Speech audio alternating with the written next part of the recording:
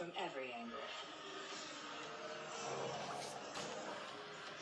Kia, movement that inspires.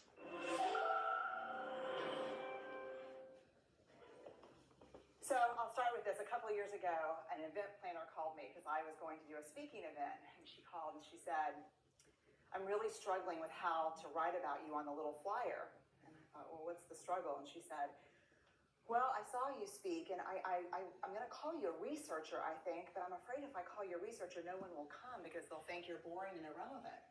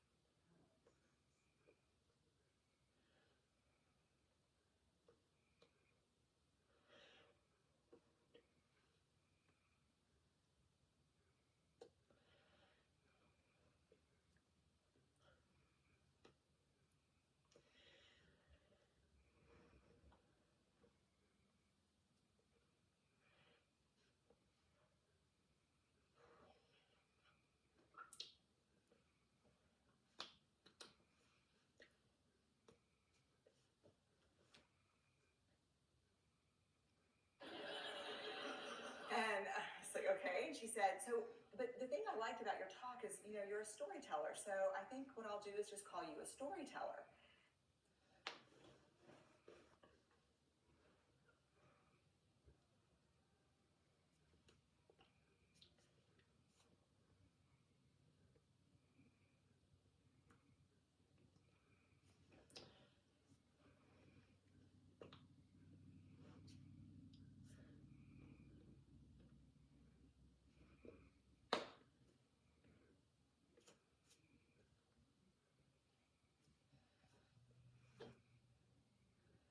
And of course, the academic, insecure part of me was like, you're going to call me a what?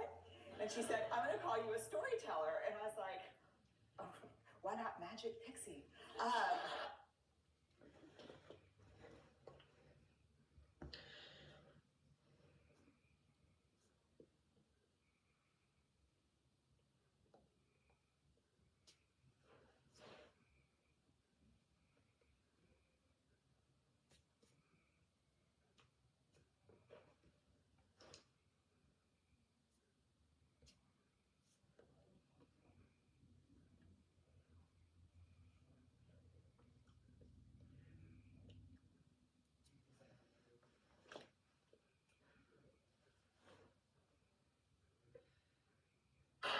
I was like, I don't, let me think about this for a second. And so I tried to call deep on my courage.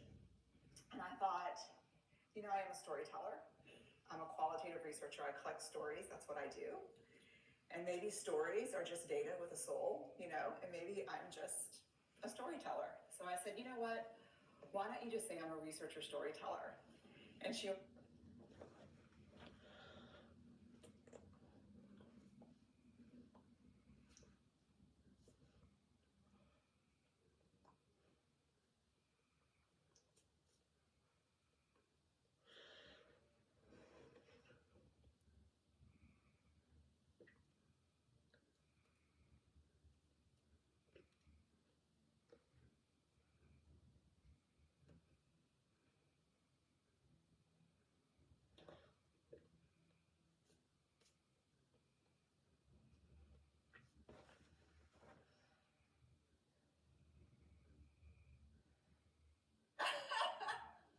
there's no such thing. So I'm a researcher or storyteller.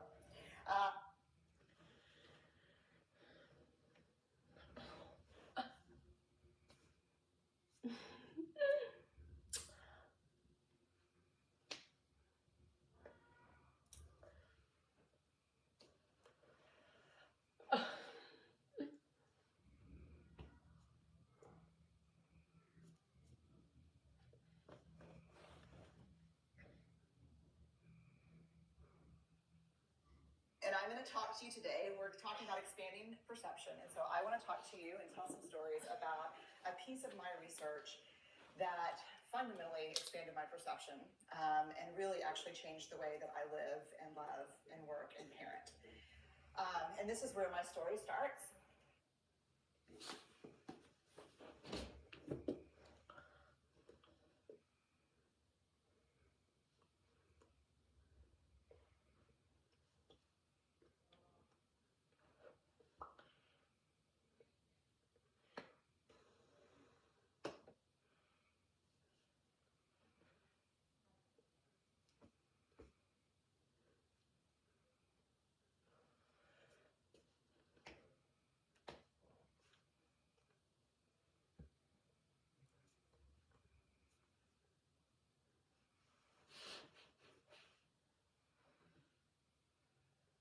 When I was a young researcher, a doctoral student, my first year I had a research professor who said to us, here's the thing, if you cannot measure it, it does not exist.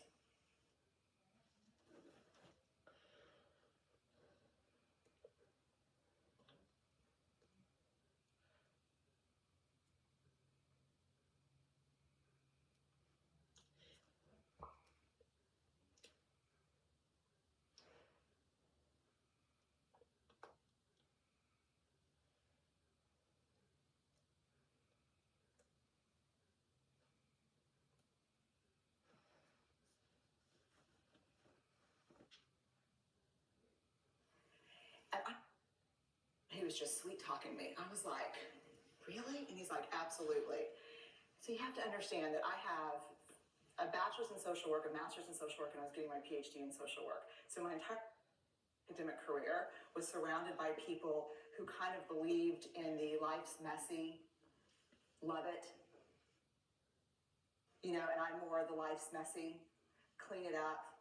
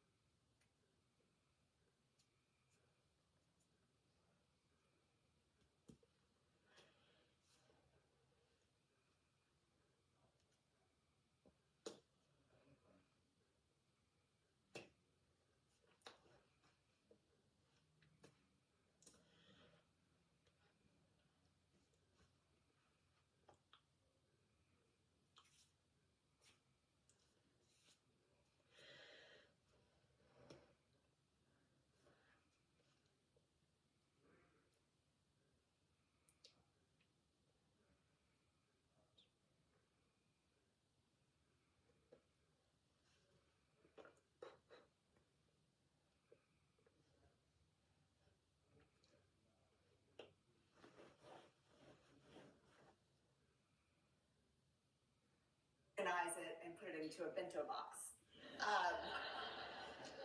And so to think that I had found my way, to found a career that takes me, you know, really one of the big sayings in social work is lean into the discomfort of the work.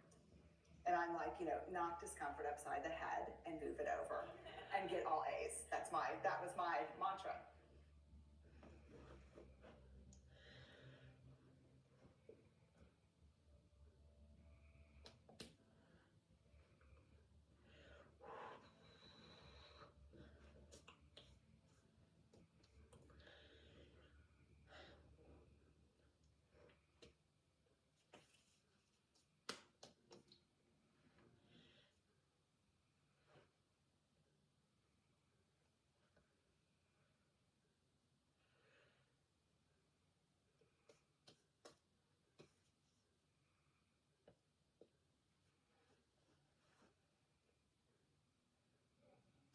So I was very excited about this. And so I thought, you know what? This is the career for me because I am interested in some messy topics. but I want to be able to make them not messy.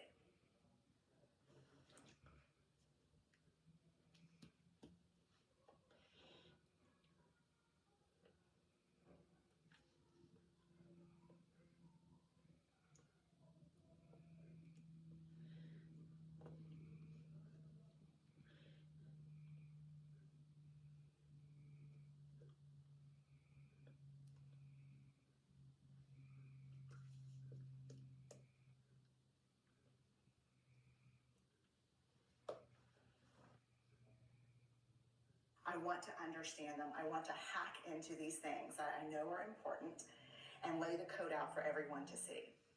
So where I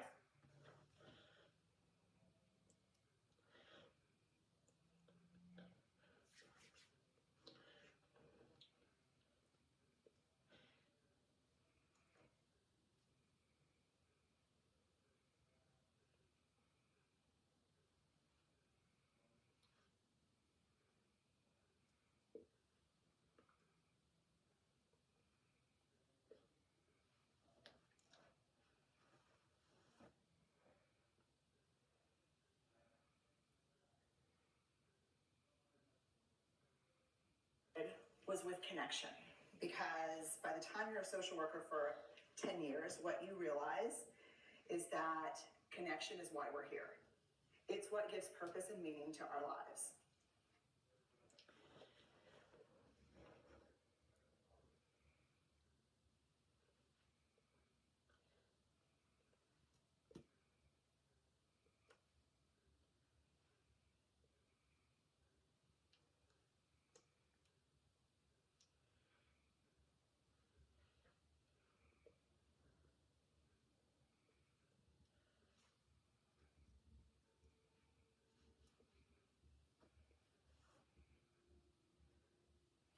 This is what it's all about. It doesn't matter whether you talk to people who work in social justice and mental health and abuse and neglect. What we know is that connection, the ability to feel connected, is neurobiologically, that's how we're wired. It's why we're here.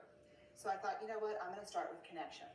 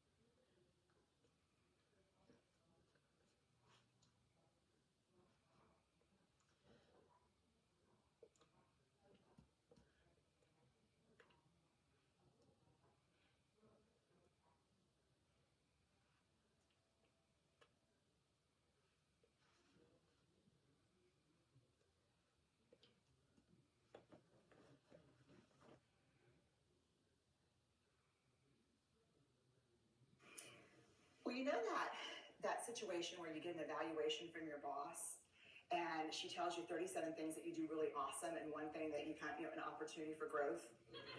Uh,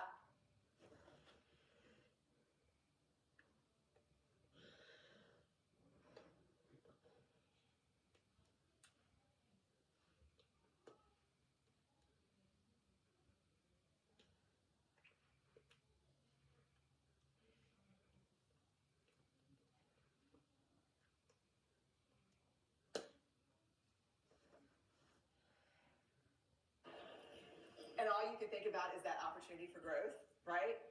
Well, apparently this is the way my work went as well, because when you ask people about love, they tell you about heartbreak. When you ask people about belonging, they'll tell you their most excruciating experiences of being excluded.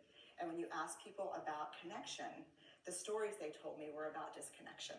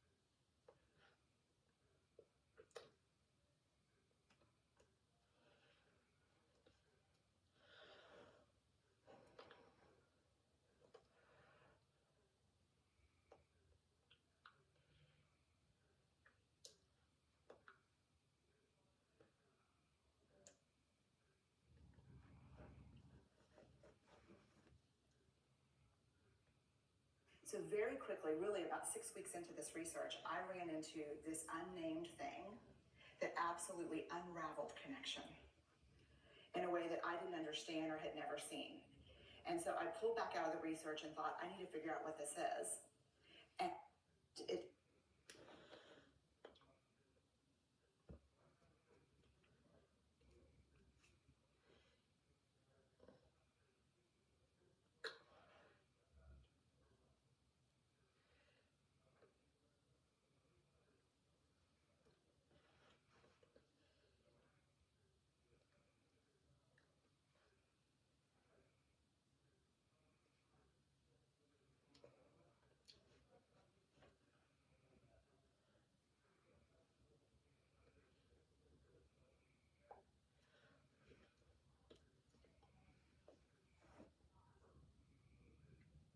out to be shame. And shame is really easily understood as the fear of disconnection. There's something about me that if other people know it or see it, that I won't be worthy of connection. The things I can tell you about it, it's universal. We all have it. The only people who don't experience shame have no capacity for human empathy or connection.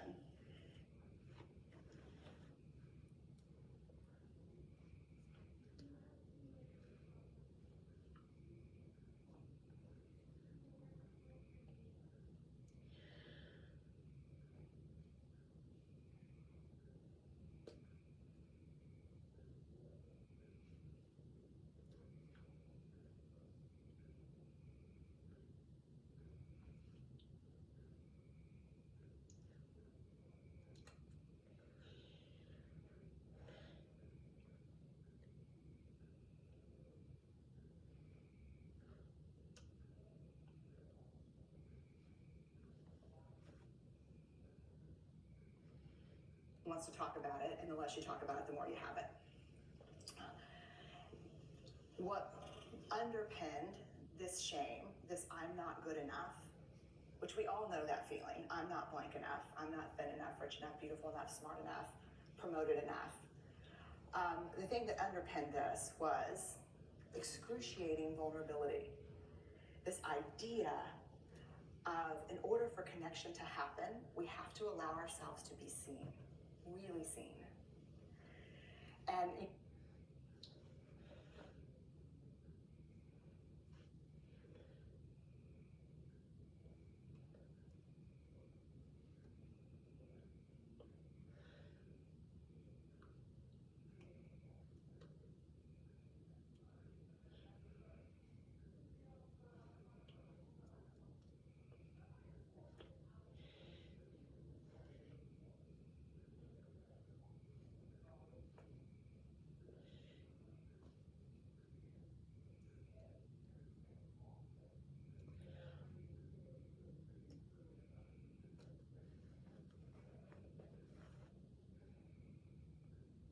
I feel about vulnerability. I hate vulnerability. And so I thought, this is my chance to beat it back with my measuring stick.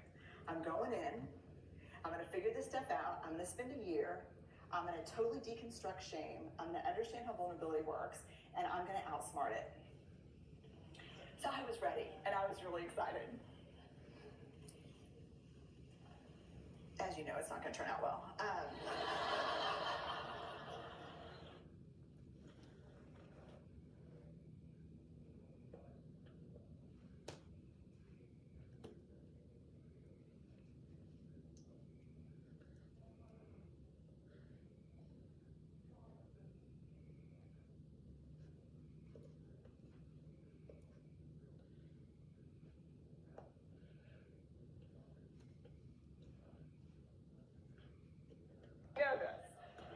So I could tell you a lot about shame, but I'd have to borrow everyone else's time.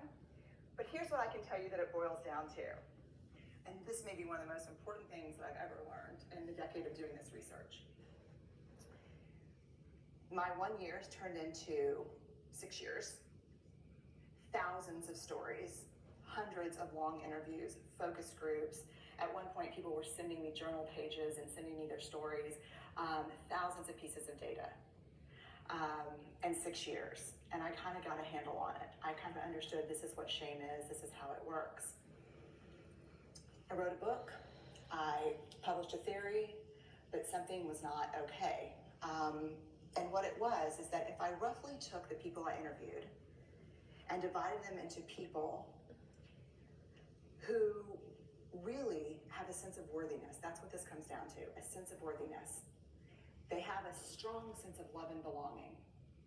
And folks who struggle for it, and folks who are always wondering if they're good enough. There was only one variable that separated the people who have a strong sense of love and belonging and the people who really struggle for it, and that was the people who have a strong sense of love and belonging believe they're worthy of love and belonging. That's it.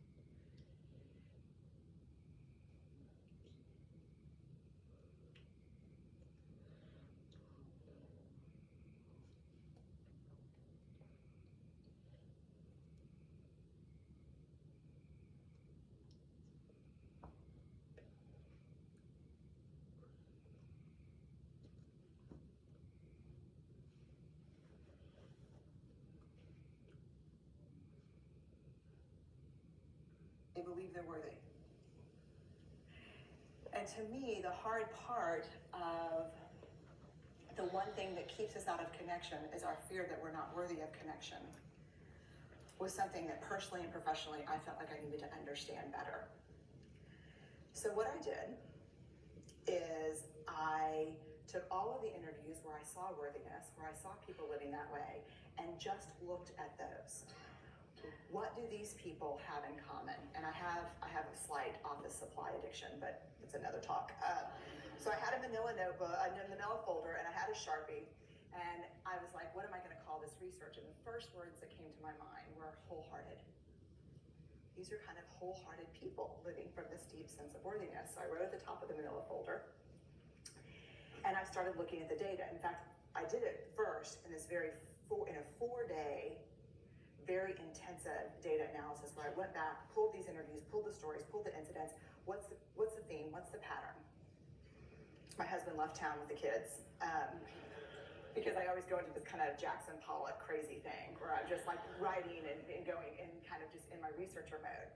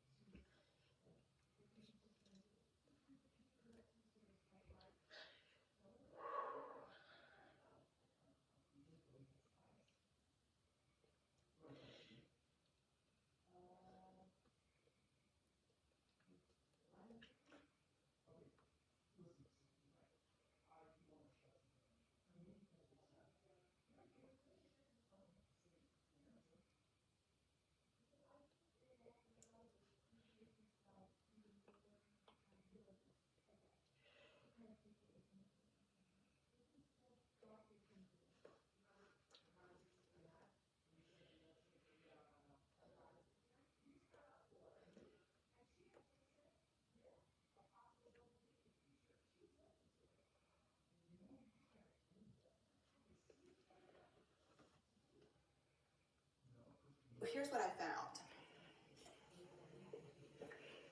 What they had in common was a sense of courage. And I want to separate courage and bravery for you for a minute. Courage, the original definition of courage, when it first came into the English language, it's from the Latin word cur, meaning heart. And the original definition was to tell the story of who you are with your whole heart. And so these folks had, very simply, the courage to be imperfect. They had the compassion to be kind to themselves first and then to others, because as it turns out, we can't practice compassion with other people if we can't treat ourselves kindly. And the last, they had connection, and this was the hard part, as a result of authenticity. They were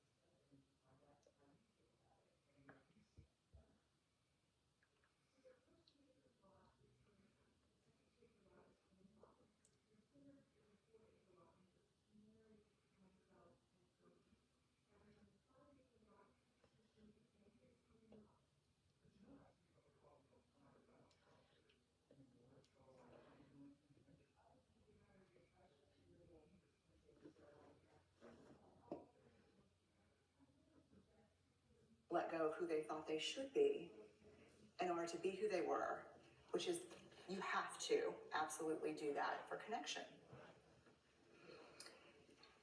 The other thing that they had in common was this. They fully embraced vulnerability. They believed that what made them vulnerable made them beautiful.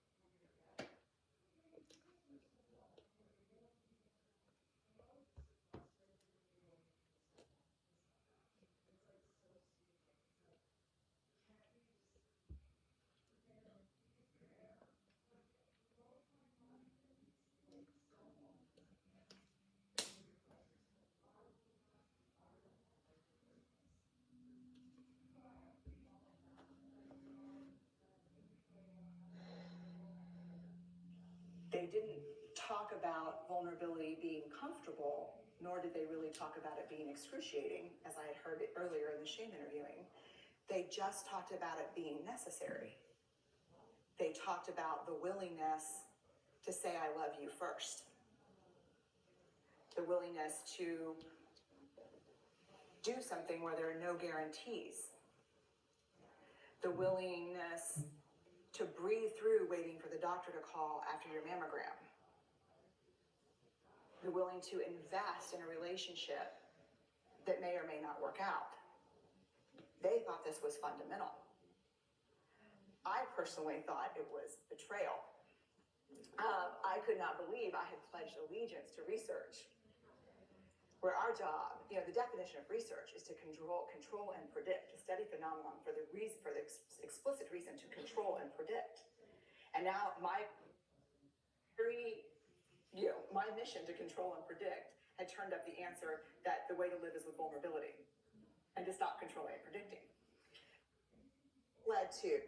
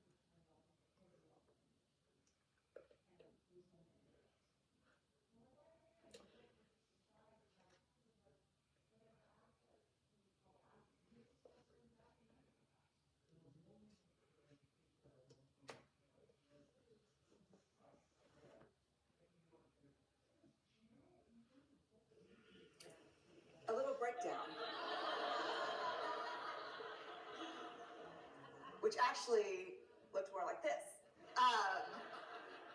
And it did. It led to I call it a breakdown, my therapist calls it a spiritual awakening. Spiritual awakening sounds better than breakdown, but I assure you it was a breakdown. And I had to put my data away and go find a therapist. Let me tell you something. You know who you are when you call your friends and say, I think I need to see somebody. Do you have any recommendations? Because about 5 of my friends are like, ooh, I wouldn't want to be your therapist. And I was like, what does that mean? And they're like, I'm just saying, like, don't bring your measuring stick.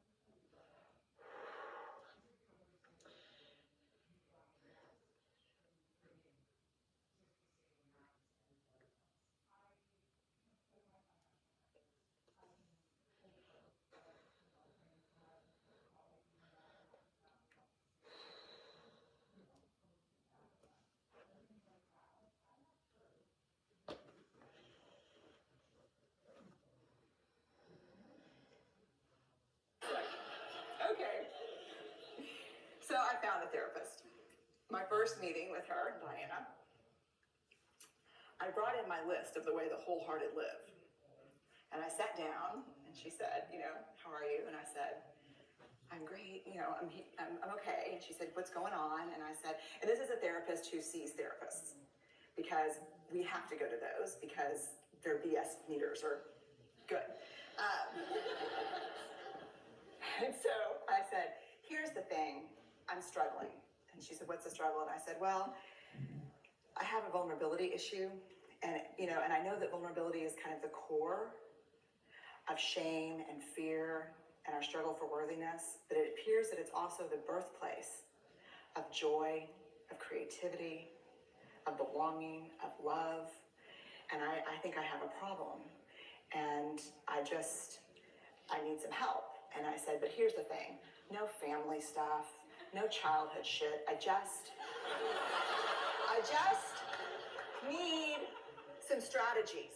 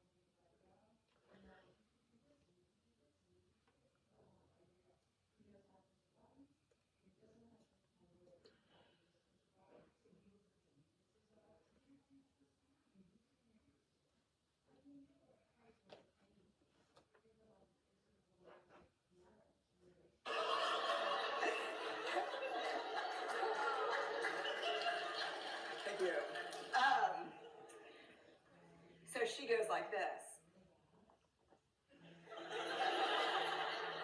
And then I said, it's bad, right? She said, it's neither good nor bad. It just is what it is. And I said, oh my God, this is gonna suck. And it did, and it didn't. And it took about a year. And you know how there are people that, like, when they realize that vulnerability and tenderness are important, that they kind of surrender and walk into it? A, that's not me. And B, I don't even hang out with people like that. For me, it was a year-long street fight.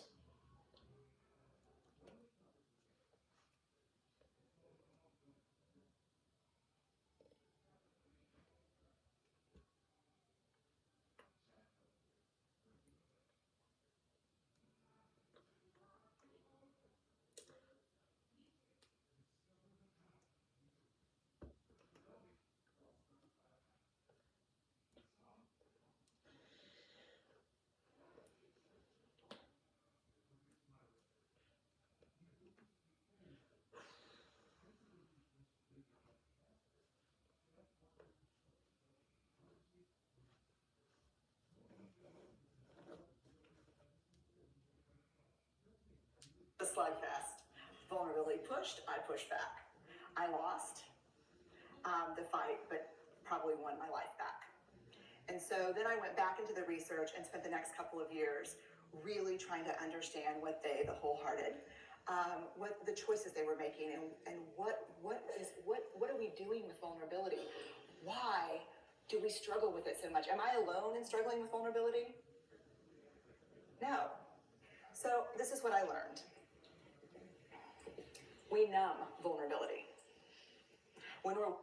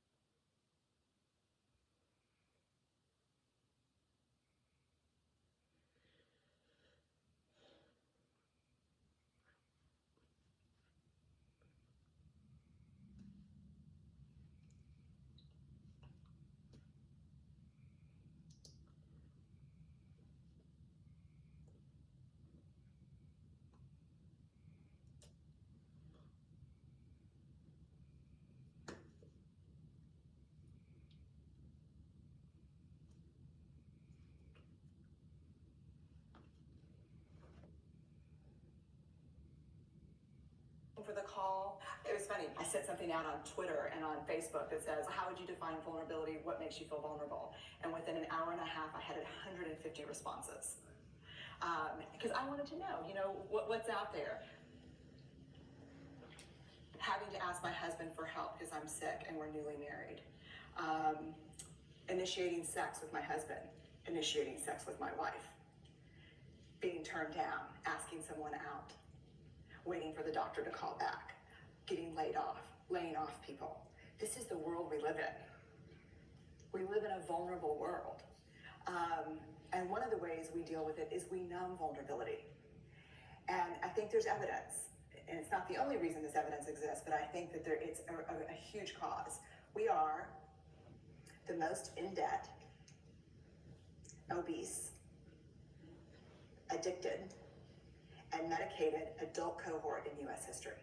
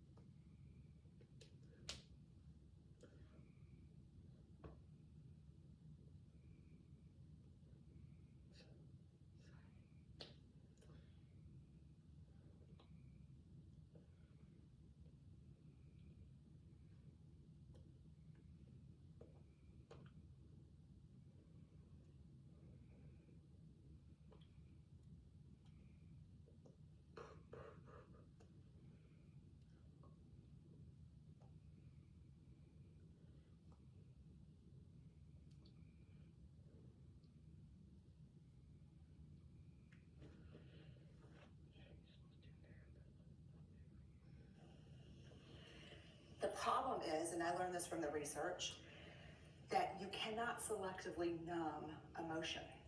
You can't say, here's the bad stuff. Here's vulnerability, here's grief, here's shame, here's fear, here's disappointment. I don't want to feel these. I'm going to have a couple of beers and a banana nut muffin. I don't want to feel these. And I know that's knowing laughter. I hack into your lives for a living. I know that's, oh God. You can't numb those hard feelings without numbing the other affects or emotions. You cannot selectively numb. So when we numb those, we numb joy. We numb gratitude. We numb happiness. And then we are miserable and we are looking for purpose and meaning. And then we feel vulnerable. So then we have a couple of beers and a banana nut muffin. And it becomes this dangerous cycle.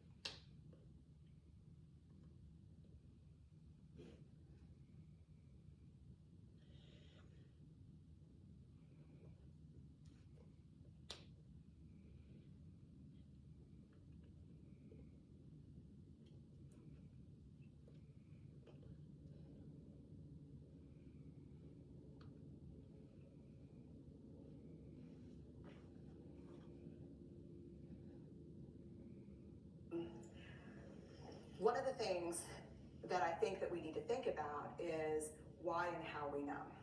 And it doesn't just have to be addiction. The other thing we do is we make everything that's uncertain, certain. Religion has gone from a belief in faith and mystery to certainty. I'm right, you're wrong, shut up. That's it. Just certain. The more afraid we are, the more vulnerable we are, the more afraid we are. This is what politics looks like today. There's no discourse anymore. There's no conversation. There's just blame. You know how blame is described in the research? A a way to discharge pain and discomfort. We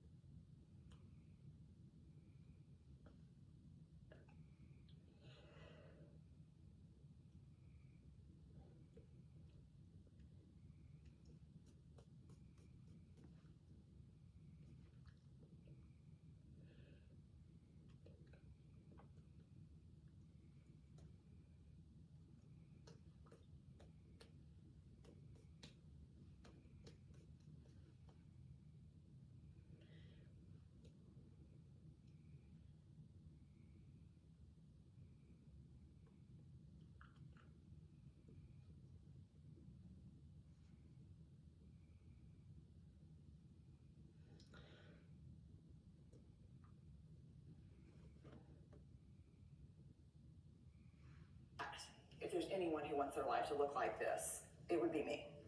But it doesn't work, because what we do is we take fat from our butts and put it in our cheeks. Which just, I hope in 100 years people will look back and go, wow. You know? And we perfect, most dangerously, our children. Let me tell you what we think about children. They're hardwired for struggle when they get here. When you hold those perfect little babies in your hand, our job is not to say, look at her, she's perfect. My job is just to keep her perfect, make sure she makes the tennis team by 5th grade and Yale by 7th grade. That's not our job. Our job is to look and say, you know what? You're imperfect and you're wired for struggle, but you are worthy of love and belonging.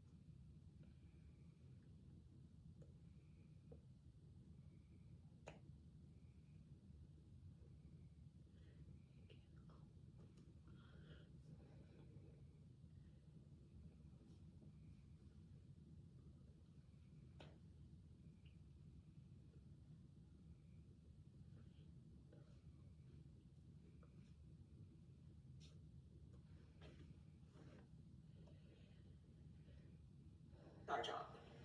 Show me a generation of kids raised like that, and we'll end the problems I think that we see today. We pretend that what we do doesn't have an effect on people. We do that in our personal lives. We do that corporate, whether it's a bailout, an oil spill, a recall. We pretend like what we're doing doesn't have a huge impact on other people. I would say to companies, this is not our first rodeo, people. We just need you to be authentic and real and say, we're sorry, we'll fix it. But there's another way, and I'll leave.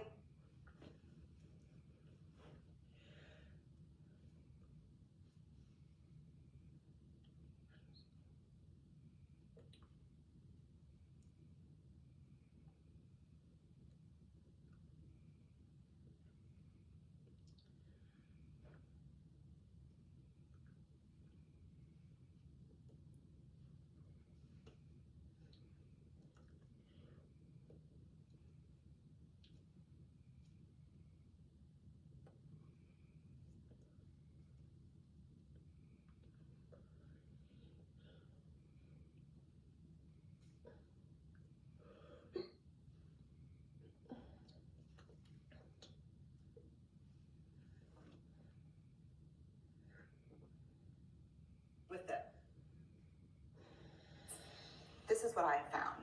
To let ourselves be seen, deeply seen, vulnerably seen. To love with our whole hearts, even though there's no guarantee. And that's really hard. And I can tell you as a parent, that's excruciatingly difficult. To practice gratitude and joy in those moments of kind of terror when we're wondering, can I love you this much? Can I believe in this as passionately? Can I be this fierce about this? Just to be able to stop and instead of catastrophizing what might happen, to say, I'm just so grateful. Because to feel this vulnerable means I'm alive. And the last, which I think is probably the most important, is to believe that we're enough. Because when we work from a place, I believe, that says, I'm enough, then we stop screaming and start listening. We're kinder and gentler to the people around us, and we're kinder and gentler to ourselves. That's all I have.